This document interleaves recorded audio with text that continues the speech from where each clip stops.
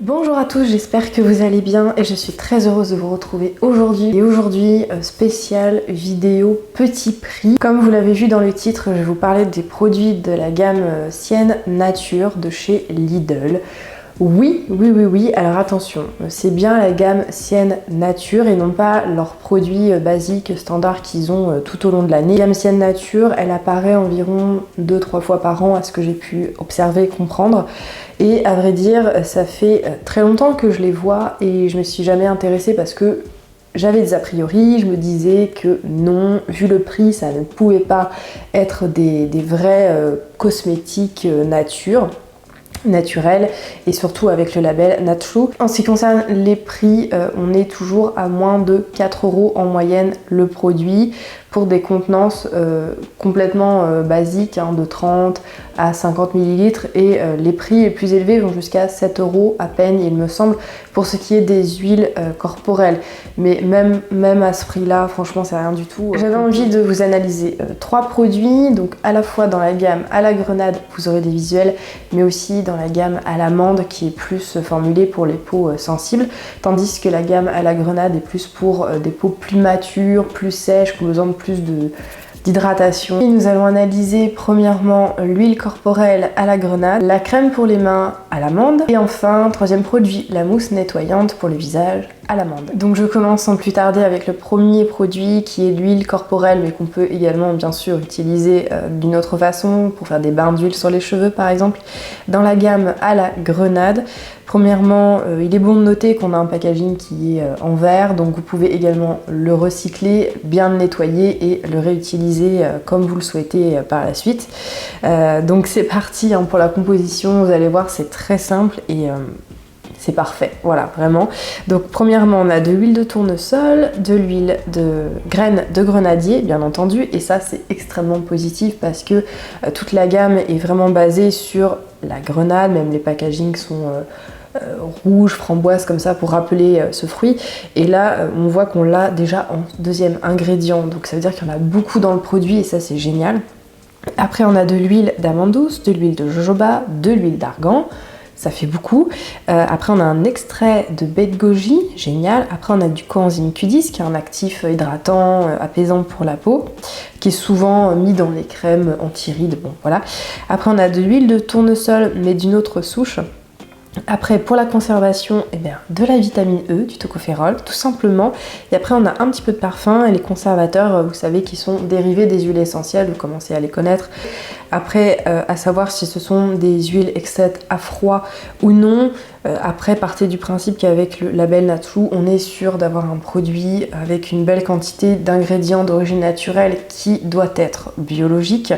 Et puis on a l'assurance aussi de ne pas avoir de parfums synthétiques, de conservateurs synthétiques, de plantes ou d'huile végétale, enfin d'extraits de plantes OGM, tout ceci est interdit dans ce label là. Deuxième produit qu'on va analyser ensemble, c'est la crème pour les mains dans la gamme à l'amande. Donc on est sur un produit à moins de 3 € qui fait 50 ml. Donc c'est tout à fait une crème que je pourrais me procurer parce qu'avec mes jobs j'utilise pas mal de produits agressif pour la peau, pour les mains, et j'utilise du coup pas mal de crèmes pour les mains et je prends note parce que celle-ci m'intéresse beaucoup, surtout compte tenu du prix. Donc c'est parti pour la listing key. Premièrement on a de l'eau, après une huile végétale de tournesol, une huile estérifiée, le caprylique, après on a de la glycérine, du beurre de karité, un alcool gras, le stéaryl alcool. Après on a du citrate de stéaryl de glycéryl, qui est un émollient mais aussi un émulsifiant, donc il va permettre de faire une émulsion, tout simplement l'huile dans l'eau, etc. Après on a de l'huile d'amande douce, de l'aloe vera, de l'huile de jojoba, de la cire de candélia. Très bien. Après la glycéryl stérate qui est un tensioactif. Après on a de l'huile d'onagre, et alors ça c'est génial. L'huile d'onagre c'est quand même assez onéreux et le retrouver ici dans ce produit là c'est même inespéré. Après on a du bisabolol qui est un actif cosmétique hydratant, apaisant, de la vitamine E pour la conservation, de la gomme xanthane qui est un gélifiant, de l'acide citrique qui va intervenir pour conserver le produit. Après on a un petit peu de parfum, du benzylalcool qui est un conservateur qui est décrié comme étant assez allergène, puisque je pense tout simplement qu'il est à base d'un alcool. Bon, j'ai pas trop d'avis là-dessus, il est assez réglementé, à voir dans les mois qui suivent s'il y a plus d'études à son sujet. Et après, on a encore des conservateurs dérivés des huiles essentielles, vous les connaissez, limonène, linanol, etc. Et en dernier ingrédient, un sodium benzoate, également un conservateur. Je trouve qu'elle est excellente, surtout gardez en tête que ce sont vraiment des micro-prix et que pour moins de 3 €, une crème comme ça de 50 ml certifiée Natcho, avec autant d'huile végétale, même de l'onagre, voilà, c'est super, voilà. Et enfin, on analyse ensemble le troisième produit que j'ai choisi, c'est la mousse nettoyante pour le visage. Elle fait 150 ml, donc ce qui est quand même une très très belle quantité, sachant que les mousses, pour en avoir déjà utilisé, ça dure très longtemps. C'est un produit qui est somme toute assez économique de par la texture justement. Donc on est parti avec la compo, on commence avec de l'eau, après de la glycérine, du sucrose, donc saccharose c'est du sucre, du coco glucoside qui est un tensioactif assez doux, du sodium cocosulfate. Bon, là c'est un tensioactif moyennement irritant, disons qu'il apparaît quand même en 1, 2, 3, 4, 5, 5e ingrédient, la glycérine juste avant.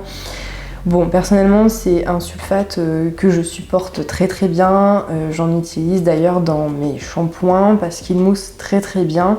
Mais je trouve qu'il est quand même moins irritant qu'un ammonium lauryl sulfate qui est malheureusement toujours autorisé en bio et que je trouve est à mettre au même niveau finalement qu'un sodium lauryl sulfate.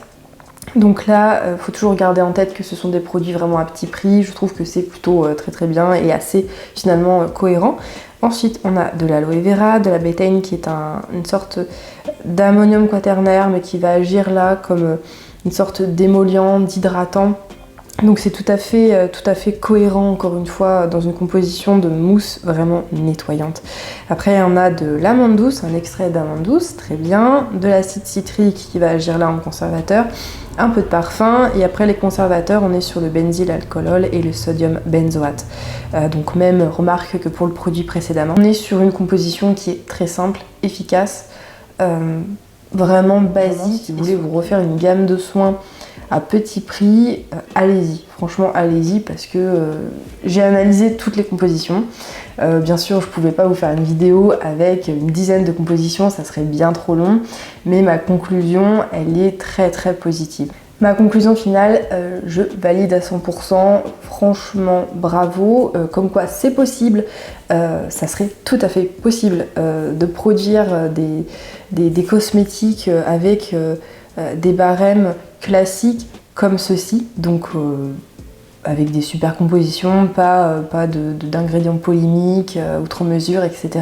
C'est tout à fait possible de rendre ça vraiment, de démocratiser en fait, voilà, ce genre de composition et on comprend toujours pas pourquoi certains industriels s'obstinent à dire que non, c'est compliqué de faire des produits plus naturels, ça serait beaucoup plus cher et tout, alors que Lidl arrive à faire le contraire en fait. Si vous recherchez des produits naturels à moindre coût, parce que tout simplement vous n'avez pas le budget, parce que vous voulez pas mettre le budget dedans, mais vous voulez quand même avoir des produits de qualité, surtout naturels et non dangereux pour vous, je vous conseille. Et de même pour toutes les personnes qui souhaitent faire une transition vers le naturel mais qui sont pas sûres et donc qui veulent pas mettre un budget conséquent, ce qui est tout à fait compréhensible, je vous conseille également. J'espère que la vidéo vous a plu, en tout cas qu'elle vous aura été utile. N'hésitez pas à vous abonner, à liker, à partager ces astuces là. Quant à moi je vous retrouve très très vite pour une prochaine vidéo et d'ici là prenez grand soin de vous naturellement. En tout cas essayez, c'est toujours mieux. Ciao ciao.